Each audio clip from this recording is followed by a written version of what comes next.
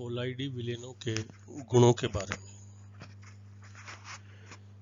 सबसे पहली बात है उनकी प्रकृति। कोलाइडी विलेनों की प्रकृति जो है वो हिट्रोजीनियस होती है, विषमांगी होती है, क्योंकि वितरण माध्यम तथा वितरित प्रावस्था के कणों का आकार भिन्न भिन्न होता है।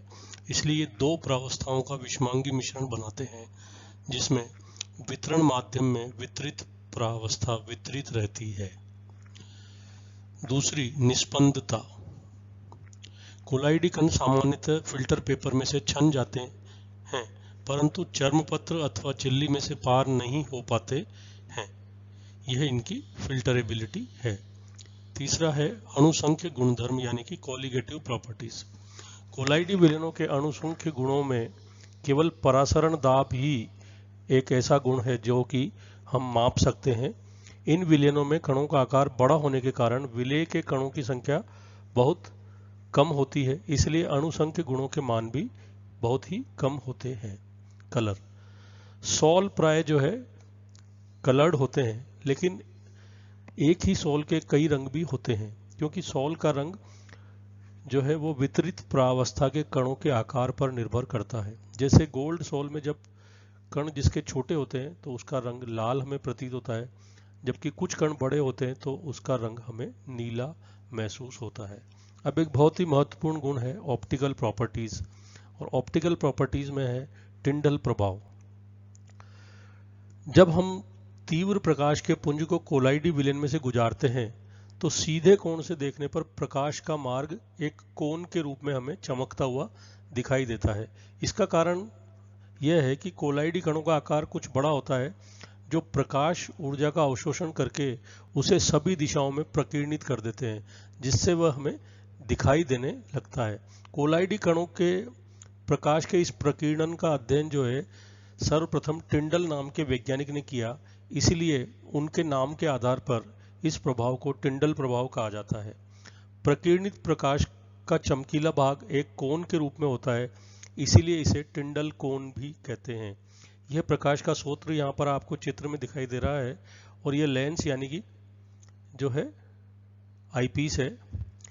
यह जो वास्तविक विलेन है उसमें से जब हम इसको गुजारते हैं और ये जो कोलाइडी विलेन में से गुजरता है तो ये जो कोण बनता है उसको हम टिंडल कोण कहते हैं।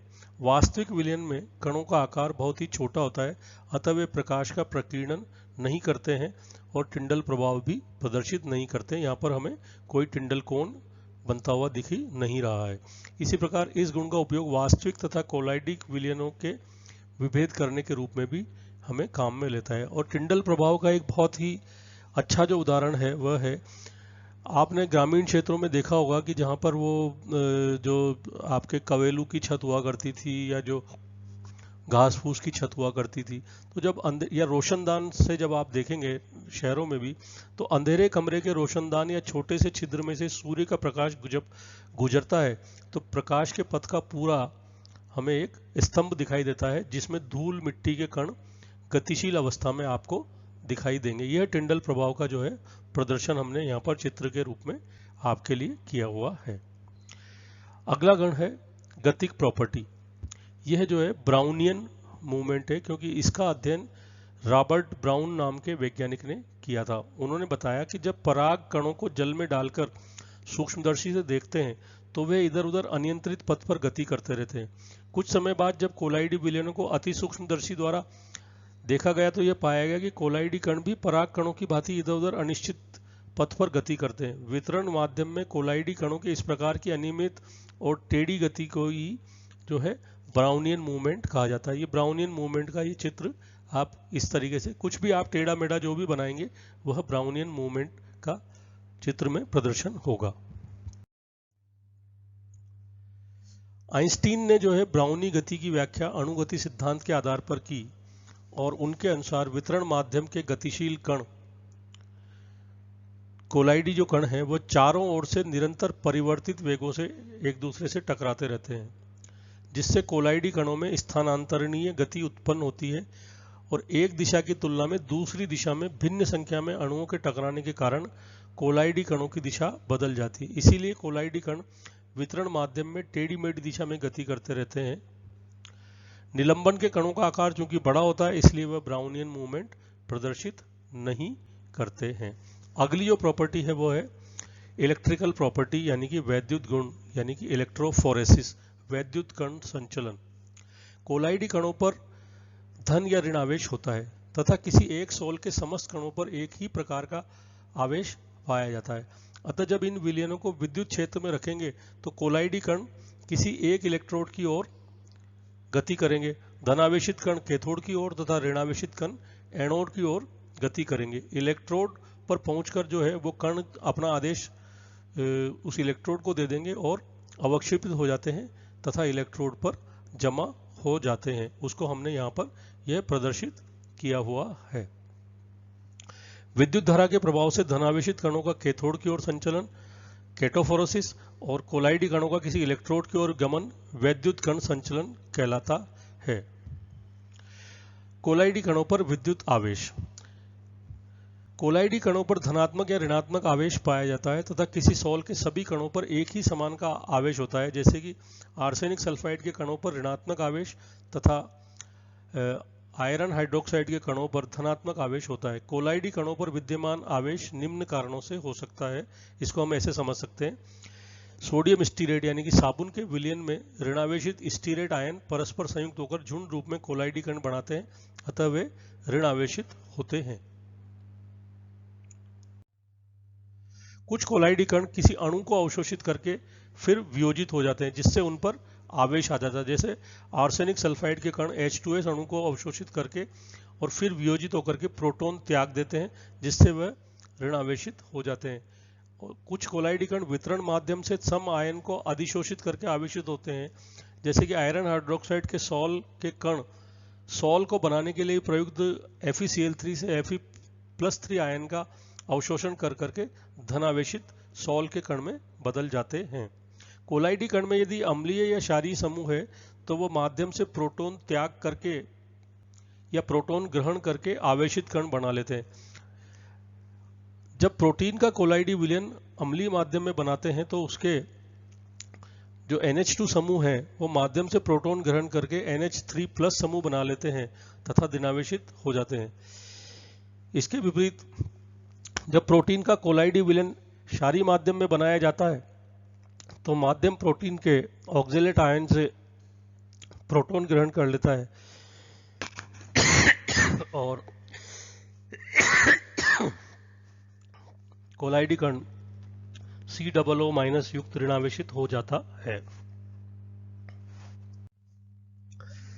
अगली चीज है कोएगुलेशन, स्कंदन। जैसा कि हमें ज्ञात है कोलाइडी कण विद्युत आवेशित होते हैं तथा एक सोल के सभी कणों पर एक ही प्रकार का आवेश पाया जाता है। यदि सोल में कोई विद्युत अपघट्य हम मिला दें तो कोलाइडी कण विपरीत आवेशित आयन की ओर आकर्षित होकर अपना आवेश वहां दे देंगे तथा विद्युत उदासीन हो जाएंगे और उनका अवक्षेपण हो जाएगा। कोलाइडी कणों का अवक्षेपण ही जो है स्कंदन कहलाता है। यदि स्कंदित कण हल्के होंगे तो वह विलायक की सतह पर तैरते रहेंगे और इस क्रिया को हम ऊर्णन अर्थात फ्लोकुलेशन कहेंगे। कोलाइडी कणों का विलयन में से अवक्षेपण या ऊर्णन जो है वह स्कंदन कहलाता है। यदि धनावेशित FeOH3 के सॉल कणों का KCl MgSO4 या NH4 का होल थ्राइस PO4 के ऋणायनों द्वारा स्कंदन हो जाता है। दो विपरीत आवेश वाले सॉल एक दूसरे से मिलाने पर भी स्कंदित होंगे। जैसे धनावेशित FeOH3 सॉल में ऋणावेशित AS2S3 मिलाने पर दोनों कोगुलेट हो जाएंगे। स्कंदन के लिए हार्डी-शुल्जे जो साइंटिस्ट हैं उन्होंने एक नियम दिया, उसे हम हार्डी-शुल्जे नियम कहते हैं। उन्होंने पाया कि स्कंदक आयन पर आवेश बढ़ने पर उसकी सॉल के कणों को स्कंदित करने की सामर्थ्य बढ़ती है। इस आधार पर उन्होंने एक नियम दिया जिसे हम हार्डी-शुल्जे नियम कहते हैं। उसके अनुसार किसी स्कंदक आयन पर आवेश जितना अधिक होगा उसकी स्कंदक क्षमता भी उतनी ही अधिक होगी।